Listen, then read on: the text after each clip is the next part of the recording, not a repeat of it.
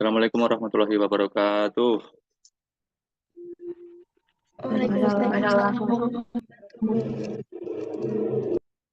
Baik, selamat siang kepada Ibu Petra Kristi Mulyani ya, selaku dosen pengampu mata kuliah Literasi Digital Kemanusiaan. Selamat siang juga kepada teman-teman dari kelas Literasi Digital Kemanusiaan yang sudah berkenan menonton video kami.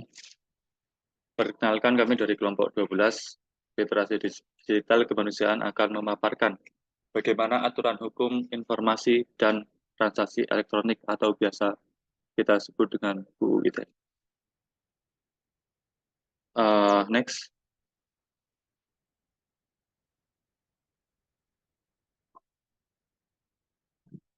Baik, selanjutnya saya akan memperkenalkan anggota dari kelompok 12. Yang pertama ada saya sendiri, Abdurrahman dengan NIM 7311421129. Selanjutnya ada Gesta, silakan. Perkenalkan, saya Disa Fatika Novinasari dengan NIM 7211422182. Selanjutnya, Saya Salwa Salsabila dengan 7211422215. Saya Desi Nurfifah dengan NIM 7211422315. Saya Nasonial Azara dengan NIM 7211422317. Perkenalkan, nama saya Nabila Putri Aurelia dengan NIM akhir 312. Baik, itulah anggota dari kelompok 12 yang selanjutnya. Nah, selanjutnya kita masuk ke dalam pembahasan UU ITE. Jadi, UU ITE itu merupakan ketentuan yang berlaku pada setiap orang yang melakukan perbuatan hukum sebagaimana diatur dalam undang-undang ini. Baik orang itu dalam wilayah hukum Indonesia maupun di luar wilayah hukum Indonesia yang memiliki akibat hukum di wilayah hukum Indonesia dan atau di luar wilayah hukum Indonesia yang merugikan Indonesia itu sendiri. Untuk slide selanjutnya, sejarah UU ITE akan dijelaskan oleh Desta Fatika Novinasari dan Salwa Salsabila. baik, terima kasih atas kesempatannya. Sejarah UU ITE. UU ITE mulai dirancang pada Maret 2003 oleh Kementerian Negara Komunikasi dan Informasi atau Kominfo. Mulanya RUU ITE beri nama Undang-Undang Informasi Komunikasi dan Transaksi Elektronik atau UU IKTE.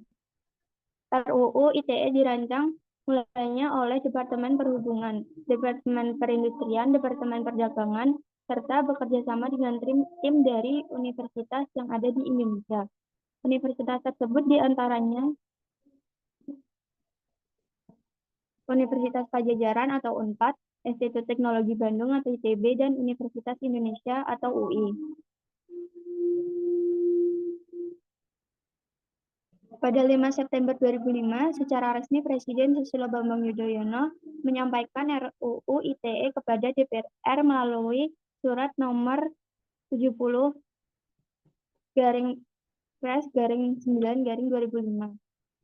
Menunjuk Dr. Sofyan Adjali atau Menteri Komunikasi dan Informatika dan Muhammad Andi Matalata sebagai Menteri Hukum dan Hak Asasi Manusia sebagai wakil pemerintahan dalam pembahasan bersama dengan DPR RI. Selanjutnya akan dibacakan oleh Salwa.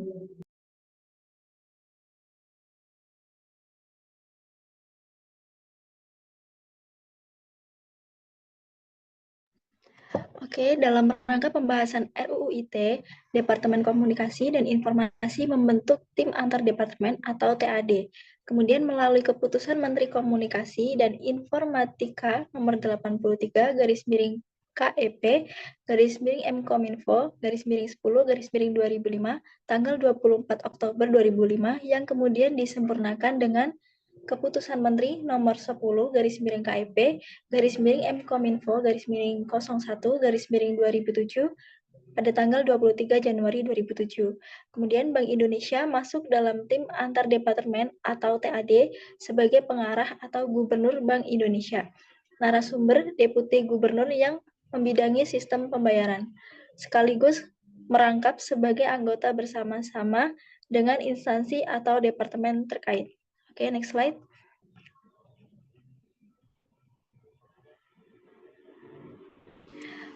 Dan pada bulan Desember tahun 2006, Pansus DPR RI menetapkan daftar inventarisasi masalah DIM sebanyak 287 DIM RUU ITE yang berasal dari 10 fraksi yang tergabung dalam Pansus RUU ITE DPR RI. Kemudian pada tanggal 24 Januari 2007 sampai dengan 6 Juni 2007, Pansus DPR RI dengan pemerintah yang diwakili oleh Dr. Sofyan A. Jalil, Menteri Komunikasi dan Informatika, dan Muhammad Andi Matalata, Menteri Hukum dan Hak Asasi Manusia, membahas DIM RUU ITE pada tanggal 29 Juni 2007 sampai dengan 31 Januari 2008, pembahasan RUU ITE dalam tahapan pembentukan dunia kerja atau PANJA. Sedangkan pembahasan RUU ITE tahap tim perumus atau TIMUS dan tim sinkronisasi atau TIMSIN yang berlangsung sejak tanggal 13 Februari tahun 2008 sampai dengan 13 Maret 2008. Next slide. Pada tanggal 8 Maret 2008 adalah naskah akhir UU ITE dibawa ke tingkat 2 sebagai pengambilan keputusan. Pada tanggal 25 Maret 2008, 10 fraksi menyetujui RUU ITE diterapkan menjadi undang-undang. Presiden Susilo Bambang Yudhoyono kemudian menandatangani naskah UU ITE menjadi Undang-Undang Republik Indonesia Nomor 11 Tahun 2008 tentang Informasi dan Transaksi Elektronik, serta dimuat dalam Lembaran Negara Nomor 58 Tahun 2008 dan tambahan lembaran negara. Oke, materi selanjutnya akan disampaikan oleh rekan saya. Baik, selanjutnya ada dasar pembentukan UU ITE. Yang pertama, pembangunan nasional sebagai suatu proses yang berkelanjutan yang harus senantiasa tanggap terhadap berbagai dinamika yang terjadi di masyarakat. Next.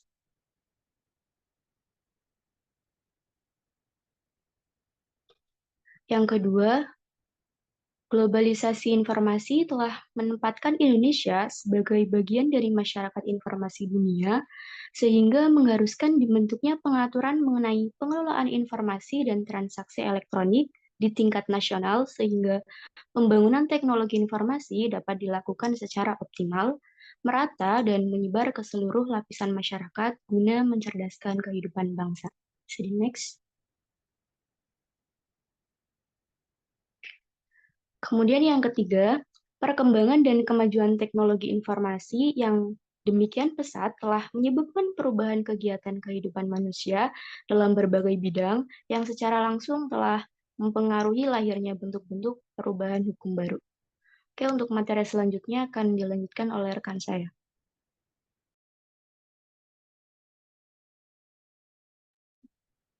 Yang keempat ada penggunaan dan pemanfaatan teknologi informasi harus terus dikembangkan untuk menjaga, memelihara, dan memperkukuh persatuan dan kesatuan nasional berdasarkan peraturan perundang-undangan demi kepentingan nasional.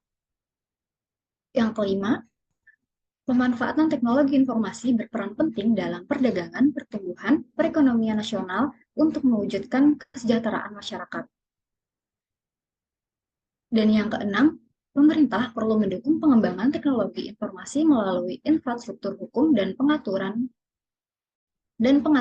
sehingga pemanfaatan teknologi informasi dilakukan secara aman untuk mencegah penyalahgunaan dengan memperhatikan nilai-nilai agama dan sosial budaya masyarakat di Indonesia.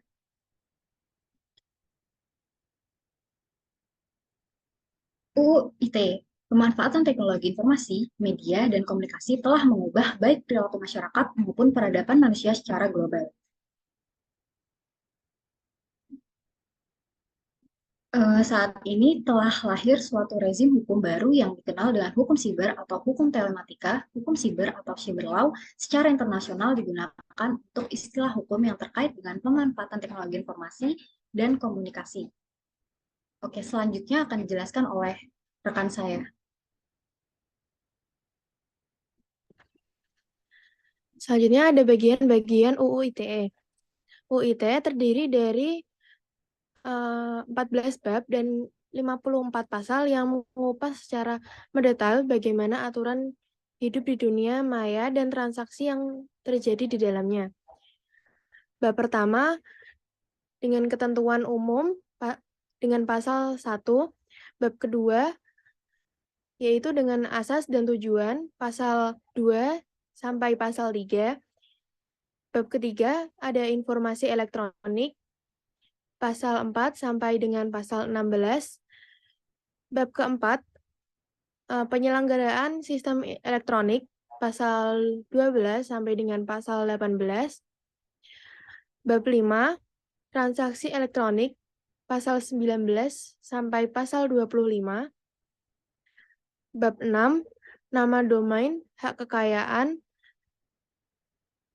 intelektual dan perlindungan hak pribadi pasal 26 sampai dengan pasal 28. Bab 7 pemanfaatan teknologi informasi perlindungan sistem elektronik pasal 29 sampai dengan pasal 36.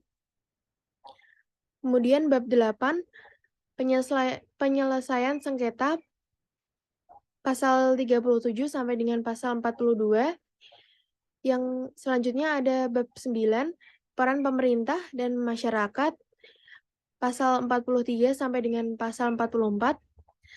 Bab 10, yurisdiksi, pasal 45 sampai dengan pasal 46. Bab 11, penyelidikan, pasal 47.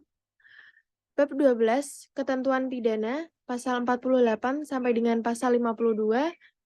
Bab 13, ketentuan peralihan pasal 53, bab 14, ketentuan penutup pasal 54. Selanjutnya saya serahkan ke moderator. Terima kasih. Baik, terima kasih ya buat teman-teman yang udah memaparkan apa itu UU ITE mulai dari sejarahnya, terus dasar-dasar pembentukannya, sama tadi juga ada bagian-bagian terkait pasal dari UU ITE sendiri. Nah, ini merupakan daftar pustaka yang kita jadikan referensi untuk membuat PPT ini. Oh ya, selanjutnya aku akan membacakan resume, konklusi atau kesimpulan dari materi kita. Yang pertama itu, pada tanggal 25 Maret 2008 disetujui UU ITE dengan ditandatanganinya oleh 10 fraksi. Kemudian UU ITE yang kita kenal sekarang yaitu UU ITE nomor 11 tahun 2008 tentang informasi dan transaksi elektronik yang ditandatangani langsung oleh Presiden Susilo Bambang Yudhoyono. Kemudian telah lahir suatu rezim hukum baru yang dikenal dengan hukum cyber atau hukum telematika. Hukum cyber atau hukum cyber law secara internasional digunakan untuk istilah hukum yang terkait dengan pemanfaatan teknologi informasi dan komunikasi. Itu buat konklusi materi kita. Selanjutnya next.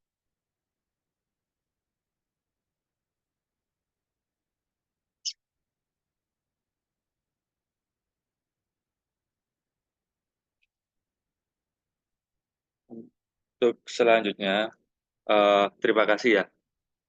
Ternyata udah selesai presentasi dari kita. Bila teman-teman ada pertanyaan, bisa tulis aja ya di kolom komentar Zoom. Kami tunggu ya pertanyaannya. Insya Allah kalau kami bisa menjawab, akan kami jawab. Terima kasih buat teman-teman yang sudah menonton dari awal sampai akhir. Terima kasih juga kesempatannya kepada Bu Petra yang telah memberikan kesempatan presentasi kepada kami ya. Kami juga sebelumnya mohon maaf apabila terdapat kesalahan dari presentasi materi sebelumnya sehingga presentasi kelompok kami dipindah lewat YouTube. Sekian dari kelompok kami, saya ucapkan terima kasih banyak. Assalamualaikum warahmatullahi wabarakatuh. Waalaikumsalam warahmatullahi wabarakatuh.